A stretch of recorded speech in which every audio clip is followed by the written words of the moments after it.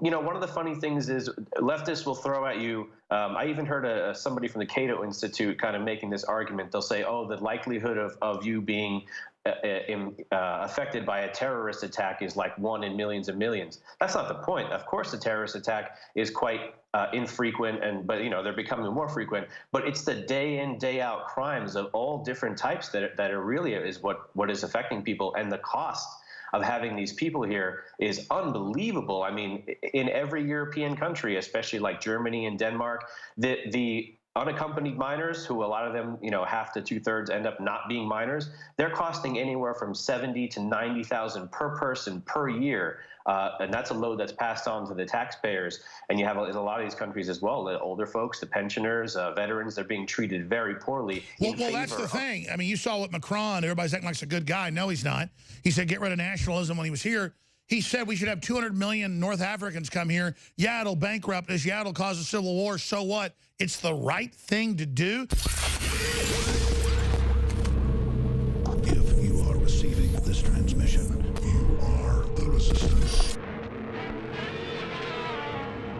It has been said that there are times in history when more happens in just a few years than happened in a previous decade or more. And now you see Trump on the cusp of legendary peace deal, ending the 60-plus year ongoing war. There's just been an armistice or ceasefire on the Korean Peninsula. The Korean elected president, not the dictator of the North, calling for Trump to get a peace prize. You've got the Pope calling for all weapons to be destroyed, but he doesn't mean the UN or his own personal guards. No, he wants us to lower his guard. He's a globalist, just like he has walls, but you can't have walls. We've got all that to break down, but I wanted to get Dan Lyman on because we've launched EuropeWars.com or just Europe.infowars.com, our European office. He's already got a few crew members over there. He's already filed hundreds of great reports, gone out and covered Davos, you name it, and did a sterling job. Well, there's so much going on because Europe is where the globalists are destroying the borders. It's where they flooded in more than 10,000 Muslims just the last 5 years. It is the admitted UN program to get rid of the borders. And so whereas I want to stand up to Iran, I want to stand up to Hezbollah, you've got Saudi Arabia, though, who's even worse, and they're wanting us to take out Assad, who didn't do anything, and they're pressuring for an attack on Iran, who we do know has been developing nuclear weapons, and that was a fraudulent deal they signed. Netanyahu was right about that. But at the same time, if we take down all those buffer countries, those Muslim countries that aren't under Saudi Arabian control, that are Shiite or who are Alawite or who are Ba'athist, then we have the hegemonic control of Saudi Arabia, who is financing the Islamification of Europe, and how that ties into everything Dan Lyman has been breaking down, and the incredible news that all over Europe, they're appointing as mayors and police chiefs and heads of security and heads of border control Islamicists who aren't even from those countries. UK's new immigration chief has Pakistan Muslim. So Dan Lyman joins us from Europe. Thank you for joining us, Dan. Pleasure to be back with you, Alex. How are you doing? Good. You've heard my whole layout here. This all ties together. I mean, as you know, what is your geopolitical view on this? Absolutely. Never a dull moment. There's always something going on every front. And it seems like, as you said, the quickening is definitely happening. There's more news every day, everywhere around the world, and Europe. There's always something going on here. So it's amazing trying to keep, your head around the whole thing. It just keeps you spinning. Front and center, though, looking at that paradigm of what the globalists want versus what nation states want. Eastern Europe standing up as champions against the Islamic invasion because they've been invaded over 100 times. You've been going to Eastern Europe. You've been covering this. Talk about their awakening and where you see that leading to. Absolutely. I've spent a lot of time around the bulk of Europe at this point in the last few years, and there's definitely a divide between Eastern and Western Europe, as I've mentioned in the past on the show here. When you go to Western European countries and their cities that were once magnificent places, such as London and Paris, these places are decaying, they're rotting. There are still nice little enclaves within them, but I've stayed in no-go zone in Paris. I was in London last year. I was actually in quite a nice area of London last year in a very nice hotel there having breakfast, and I counted roughly 24 hotel guests in there having breakfast with me, and if 20 of them weren't Islamists, I'd be surprised. And they're bringing in Sharia law. I was reading in England, in Sweden, in Germany, they're introducing legislation to have men and women be divided. The Green Party's saying, yeah, maybe that's the answer. This is a strategic deal with the left and Islam because Europe doesn't have any kids. Islam has 6 kids versus 1.3 for a couple in the West. I mean, the deal's been made. Absolutely. You know, it's incredible. It never fails that even in the little city that I live in Switzerland, there's a pretty hefty Islamic population here. And it never fails that the women are always with child. There's at least one in the baby carriage, sometimes 2 or 3. And generally, you know, the man keeps his distance. He gets to wear whatever he wants and behave however he wants. And then the woman is basically expected to live, you know, under the shawl. Or I see some pretty crazy outfits at this point. They're like proud to wear this stuff in public and make us all feel a little strange when you know, whether it's a burqa or some other type of ceremonial headdress or something. And but they always have children, and they have a lot more children, that's for sure, than Europeans do. So you can see that the game that's being played, civilizational jihad, is definitely ongoing throughout Europe. But as you did mention, in Eastern Europe, things are a little bit different. I spent a lot of time there last year. I spent 2 months in Eastern Europe, and you don't see the same kind of things that you see in Western Europe. I hardly saw anything that resembled a migrant, and there were very few hijabs and definitely no burqas in that part of the world that I saw. So there's definitely a divide in Europe. Well, we've sent our crews in. Most areas of Europe are no-go zones for white people or Westerners. And this is the plan. It's encouraged by the leftist media. As you know, Germany runs TV ads for kids in their after-school program saying, are you a 14-year-old girl? Marry a Muslim man. They will treat you right. Wear the hijab. And then it's a part of the jihad is to wear the hijab in our face, just to throw it in our face, to rub it in and get us ready. But what's sad is to see Europe, that withstood 1,400 years of Islamic invasion, bought off and sold out to it, and to see the stonings and the attacks and the rapes and the media defending it is just truly sickening. It is, and you know, it's amazing. I just spent a few weeks down in Australia and New Zealand. I wasn't sure what to expect there, and I spent some time in Melbourne, Australia, and it looked just like every other major city in Western Europe and parts of the U.S. even at times. I felt like I wasn't around Australians much of the time, and I found that to be troubling, that to see that has spread just so far across the Western world. It's everywhere. Well, here's the deal. Latin Americans are the future because Europeans have 1.3 kids, but they're not Islamicists. And if we can keep them from being brainwashed by the left, they'll make good citizens. They're good people. But the Islamicists, they're not going to convert to the West. They're not going to convert to openness. They're cancer. And you go anywhere in Austin now, it's like I'm living in the middle of an Islamic city. And I was reading statistics in Europe, on average, 84% of Muslim families are on welfare. They come and have 6 kids, they get on welfare. The men wear jumpsuits and adopt gangster culture. It's hideous. And it was all over Paris, you name it. Human feces everywhere, burning buildings every night, cars being attacked, and with a bunch of spoiled, rotten, crazy people just doing whatever they want. This is an insane way to commit suicide. It's depressing to watch. There was recently a Hungarian journalist that was interviewing Viktor Orban, who I'm sure we're all familiar with at this point. And it's even amazing to see that some of the personalities in some of these, you know, Eastern European countries, they feel comfortable talking about the issue at hand. And he said flat out, Western civilization is digging its own grave. And we see that happening all over the place. And it is troubling. And like I said, it's happening in Australia as well. And as you said, it's happening in the U.S. I'm wondering, why is everyone bowing down to this? They allow the craziest things to go on, and it happens the same way in a lot of these cities. Once the population of Islamicists gets large enough, then they'll get out in the streets, they'll go out near stadiums, they'll take over entire city blocks just to do prayer. And people need to wake up to this. It's getting a little crazy. Yeah, because we can't go to their countries and do this, and they're all trying to flee their wonderful countries to come here and then turn it into that. There's not even that thought like, I hate this, I want to leave it, but I'm going to turn it into that once I get there. And of course, you have interviewed the Prime Minister of Hungary. I want you to interview him again. In fact, I'm told you may be doing that very, very soon. We'll be back with Dan Lyman from the Islamification of Europe straight ahead. We're live from Austin, Texas, broadcasting worldwide, and the head of our new European Bureau we're launching, Dan Lyman, doing a great job, is here, europewars.com or europe.infowars.com will take you there. Whole new look, very, very clean site. Newswars.com is excellent as well. But we are in a media war. We are in a war for the future of Europe. And again, the left is not bringing in massive amounts of Islamicists to get them then to convert to Western culture or to even be open to it. They want them to be anti-Western. It's taught. In Switzerland, everywhere. The stuff you read sounds like Monty Python. It sounds like a joke, but it's real. Women say they go to be raped, and they go, it's okay they raped me, I love them. And they wouldn't give the time of day to a Swiss man or a German person, any of that. And again, every day there's new no-go zone videos of people having rocks thrown at them, you know, female reporters being beaten up. And it's the same from Belgium to Italy to Switzerland.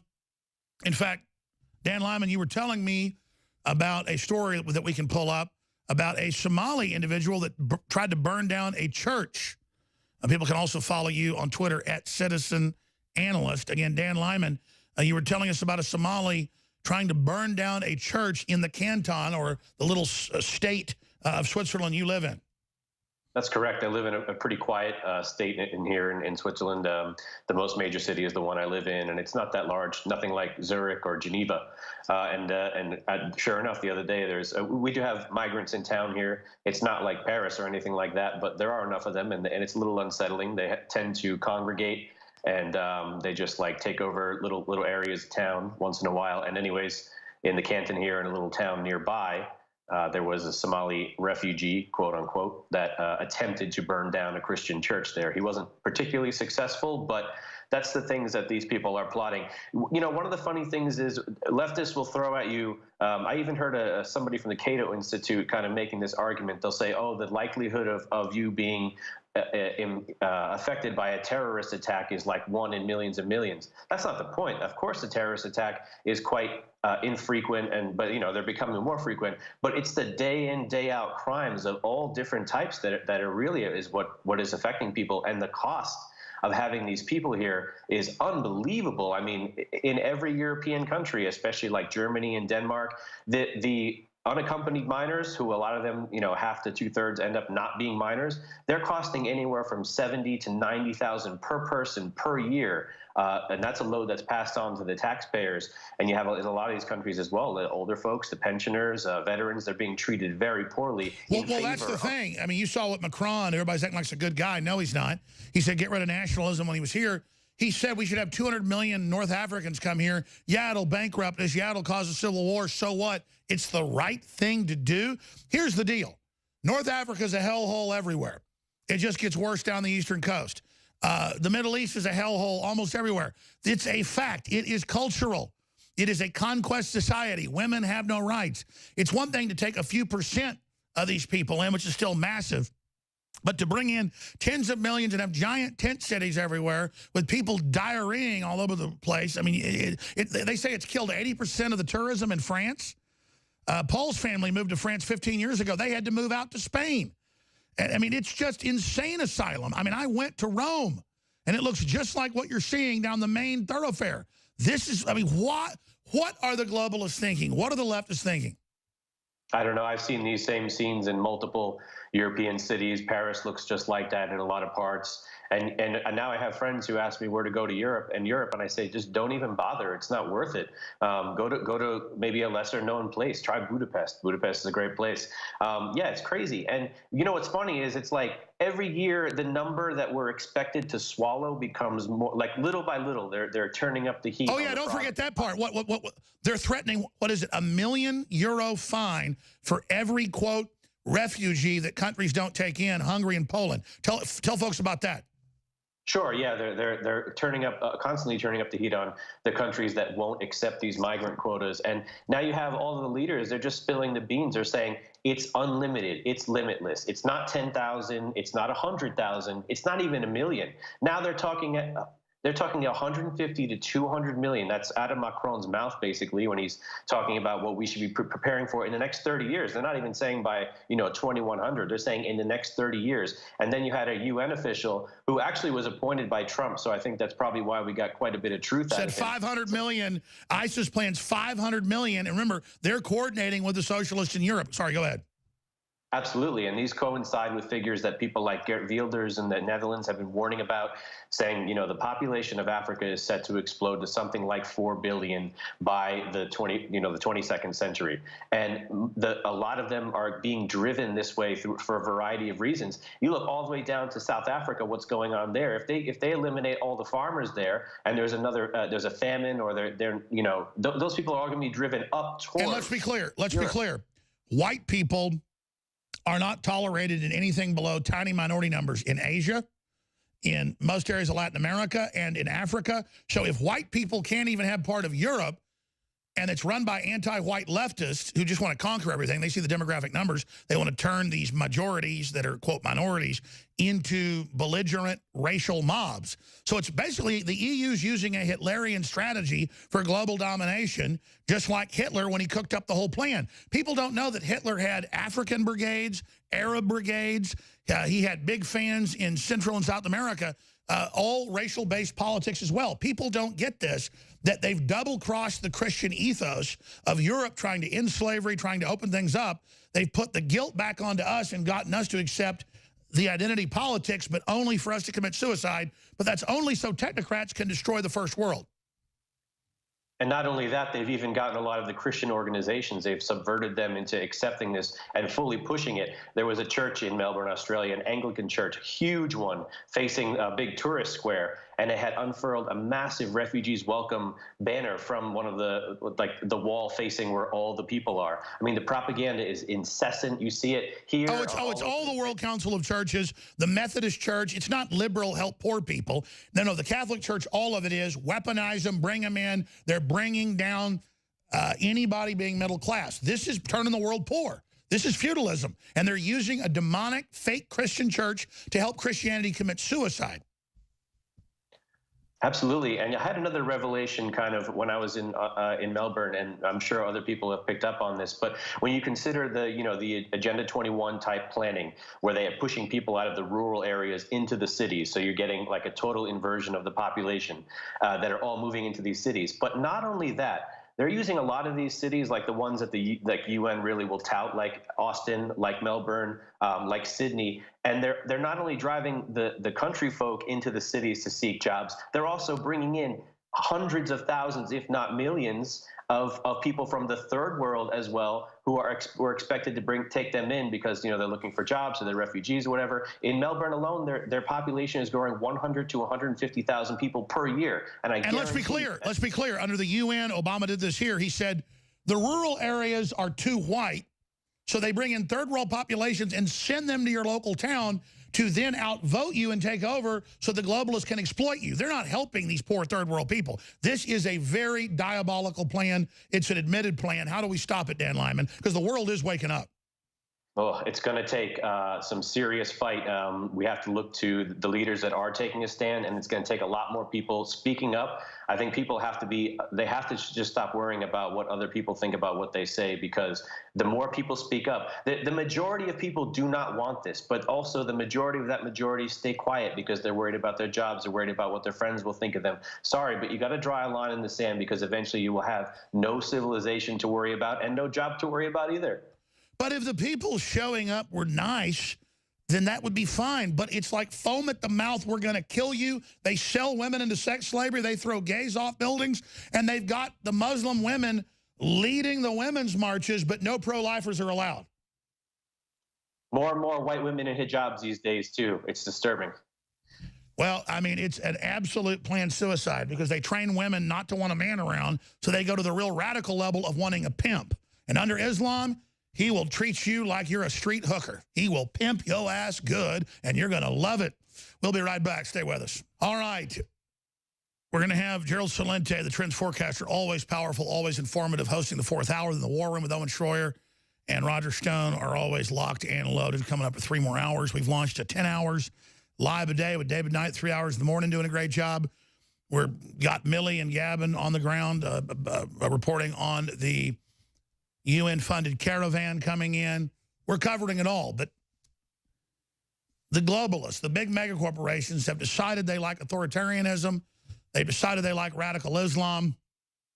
They've been allied with Saudi Arabia to basically, buy most of our oil from them since the 70s. And things are just getting crazier. They're just getting worse. Now, a lot of good things are happening on the local scene in different parts of the world. But in the big picture, the globalists are out of control. You've got nationalism, populism being awakened everywhere. But you've got the culture and all the mall shops, whether in Europe or the U.S., you walk by Gap and it's women in hijabs. It's all being force-fed. Instead of wanting to free these women, Mall of America now has become Little Mogadishu. And you've got Linda Sarsour criticizing Iranian women a few months ago who protested and refused to wear hijabs. Well, that's not feminist. And the feminists are like, stop being a grandstander, lady. It's total inversion. And women going along with modern feminism are being completely pimped by this thing. Dan Lyman of EuropeWars.com or Europe.infowars.com, our Europe division. Any tips you've got, you can send them to him, obviously at his Twitter as well that we just had up on screen. A lot of powerful articles, a lot of exclusives. He's got a few writers he's getting set up to also help with the site. Some of our articles that Paul and Steve write will also be posted there. But he is a one-man show right now, hiring some more people, doing some just a fabulous job. Looking at this, pulling back from this, this new Islamic head of immigration for England, it's so epic, it's so big,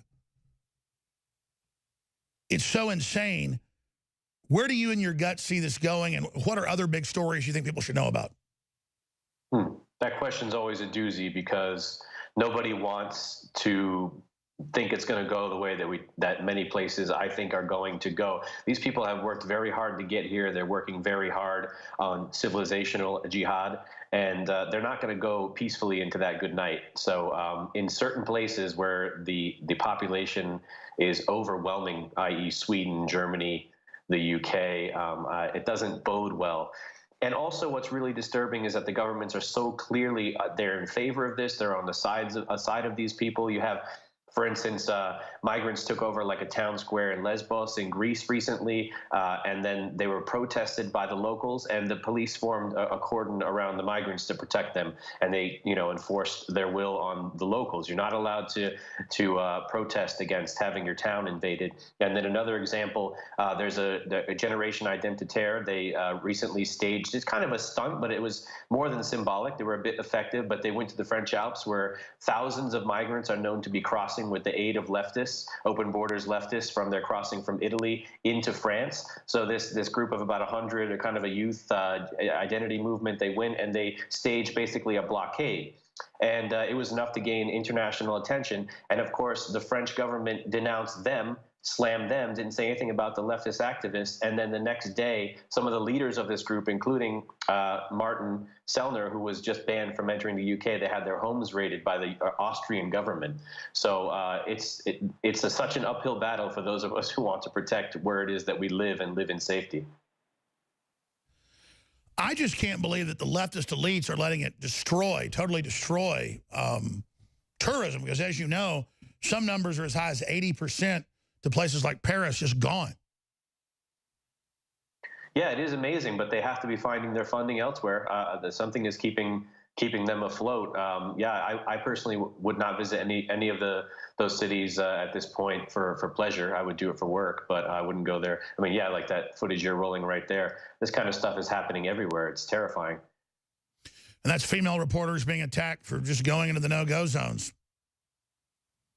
Just for reporting. Even the press isn't safe at this point. Even people like Tommy Robinson, I mean, he's kind of been the harbinger and warning us all, and people really need to listen to the things that he has to say. And there are people like that all over the world now that are starting to pop up. Even in the governments, you have the Danish, the immigration minister. She spoke up recently, and she's pretty good. She's kind of hardline, and she said, basically these people are cheating us. They're not here to integrate. They're not even here to learn Danish, and they get a lot of help from leftists on the other side that are making sure that they can skirt the system, bring in as many as possible, and at any cost to the taxpayers. They don't care.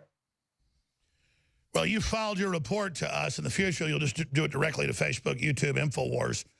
But you've just got back from Australia. You interviewed the Tommy Robinson of Australia, and we're going to be premiering that either today or tomorrow here on air. Great job, Mr. Lyman. Any other key points you'd like to add?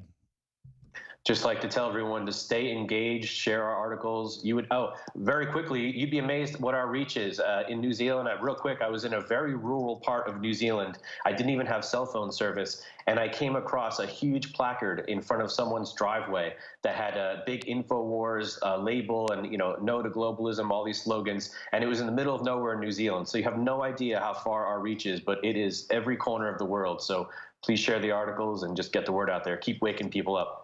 About 2 years ago, I climbed up on some standing stones that weren't real popular to go to. Somebody was around off the side of the highway in southern England, and I kind of didn't like it because I don't like graffiti on things like that. But carved into one of them was Infowars.com. And I was like, wow, that's crazy. And then you just see it everywhere. And that's why the globalists demonize us and are trying to shut us down, trying to misrepresent who we are, trying to make people be scared to be associated with us. They want a bunch of timid slobs, ladies and gentlemen, but all over the world, especially, I'm told, I haven't been to Eastern Europe yet, but I'm told by Max Kaiser, who, by the way, is on with us tomorrow, and others, that if you go to Eastern Europe and even the Middle East, because a lot of Muslims don't want to live under Orthodox Islam. We're talking about Orthodox, radical, out-of-control, Wahhabist Islam. Max has talked about in the show in Egypt, and you name it, that there's huge InfoWars listeners, that they recognize him from InfoWars, not even from RT or BBC. And I'm not bragging. It's just that we don't realize the reach we've got until we go out there. We're ubiquitous, that's for sure. So just keep getting the word out there. I think we're one of the few outlets that is willing to tell the truth about a lot of the things that are going on right now. Well, Dan, you're doing an amazing job. Just in 60 seconds, what do you make of this Iran thing? I mean, I'm just sick of these wars. We elected Trump not to have these wars, but he did say he'd be tough on Iran. He said he wouldn't go after Syria. He's kind of starting to fudge on that. I'm still real happy with him, but I'm mad about that. But at the same time, this Iran situation, Netanyahu showed some pretty strong evidence. Definitely, and it's amazing. It seems like every time we get to catch our breath with war and see a little a sliver of peace on the horizon, it seems like something new comes up. So it's just hit after hit, and I only hope for peace across the planet. And it's great to see what's going on in Korea. I'm very interested to see what plays out in Iran. We'll see. Well, I think that's because Trump said no more games, but we'll see what happens. The left and the globalists are really trying to stop us. Dan Lyman from EuropeWars.com. Thank you, sir. Cheers. Yeah, really first rate on the very front reporting there. He did a great job covering Davos, a one-man wrecking team, but we're getting some more crew for him right now. Speaking of getting crew, when you buy products from InfoWars, you allow this to happen. So X2, deep earth crystal, purest form of iodine out there in the organic palm oil. Unlike any other iodine out there, the good halogen, it is amazing. Experience it for yourself. We're having trouble getting more of the deep earth crystal sources. It may run out. This only happened one other time 4 years ago. A little bit last year, but this is a serious shortage. If it continues, we have about a run and a half left.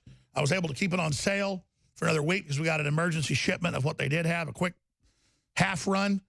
If you want X2, ladies and gentlemen, to be guaranteed to get it and have it, InfoWarsStore.com, InfoWarsLife.com, or 888-253-3139. Learn about the iodine conspiracy. Learn about what bad halogens do, bromine, bromide, chlorine, fluoride, in the body, and how your body will absorb those instead of the good one, iodine. But most iodine is bound in salt, bound in other things. It goes right through you. This is pure. It goes right into you. InfoWarsStore.com, InfoWarsLife.com, or 888-253-3139. A lot of other iodines will make you sick, folks. So this one doesn't. Anybody I know of, thousands of great reviews, but you need to read about it for yourself. Do your own research. Talk to your physician. I mean, it's way better than a cup of coffee for me personally, for energy, for everything else, quite frankly. It's amazing. It's kind of made me spoiled rotten, though. I lost like 30-something pounds when I first got on it. And I was working out hard and couldn't lose weight. And now I barely work out, and I've kept my weight, even though I'm older now, at 44, the same, down from 280-something to 240. And I work out like twice a week instead of all the time. I swim 2 miles a day a lot of the time and still was a big old fatty. But when I got the good halogen, game changer. Learn about it. InfoWarsStore.com. You know, someone very profoundly once said many years ago that if fascism ever comes to America, it'll come in the name of liberalism. You're a white male! You're a white man! If you are receiving this transmission, you are the resistance. On her way to work one morning, down the path along the lake, A tender-hearted woman saw a poor, half-frozen snake. His pretty-colored skin had been all frosted with the dew. "Oh, well," she cried, "I'll take you in, and I'll take care of you. Take me in, O tender woman. Take me in, for heaven's sake. Take me in, O tender woman," sighed the vicious snake. This could be the great Trojan horse of all time. Because you look at the migration, study it, look at it. Now they'll start infiltrating with women and children. Take me in, O tender woman. Take me in, for heaven's sake. Take me in, O tender woman, sighed the vicious snake. Now she clutched him to her bosom.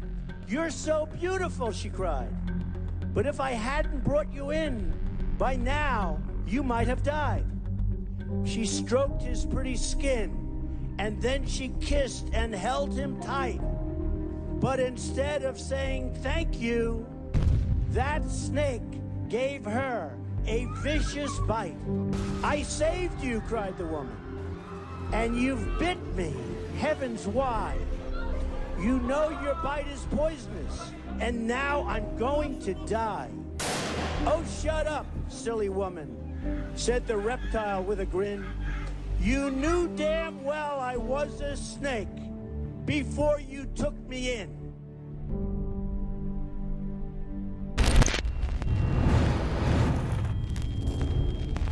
One of the things I'm really proud of is the fact that doing my own research and talking to top scientists, we knew that there was an iodine conspiracy. Iodine is in every cell of your body.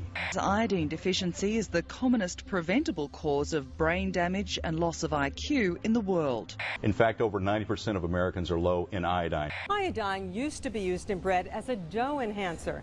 Then in the early 1970s, most commercial manufacturers switched to bromide instead.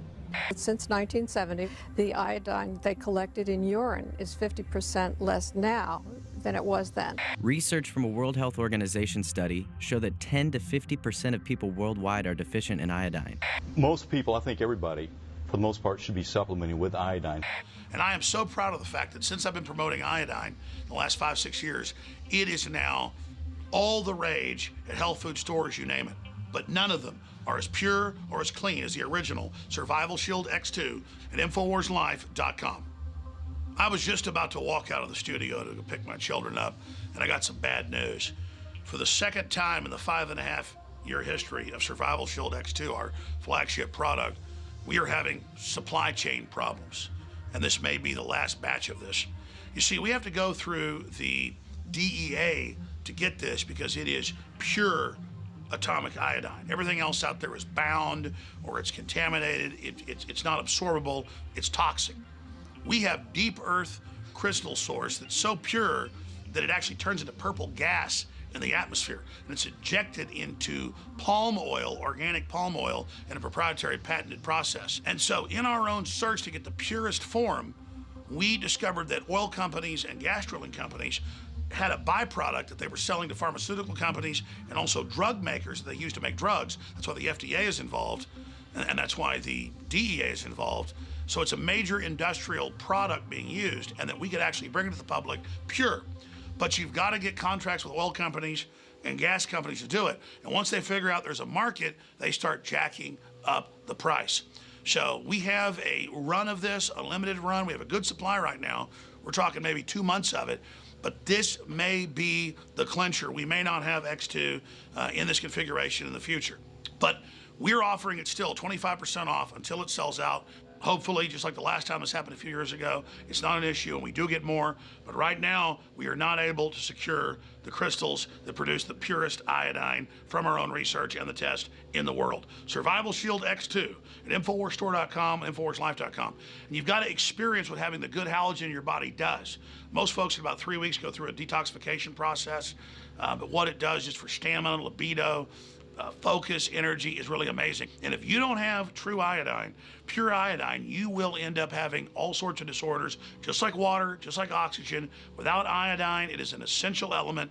It's available exclusively. Survival Shield X2 at InfoWarsLife.com and InfoWarsStore.com. And I hope, like a few years ago, that we can work this out.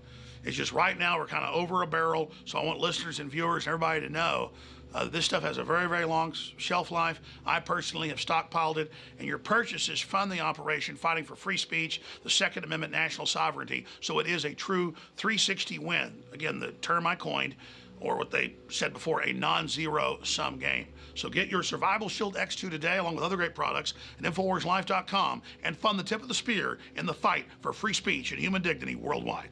This could potentially be the end of Survival Shield X2 as we know it. If you love the original like I do and thousands of others have, it's available now for a limited time at InfoWarsStore.com.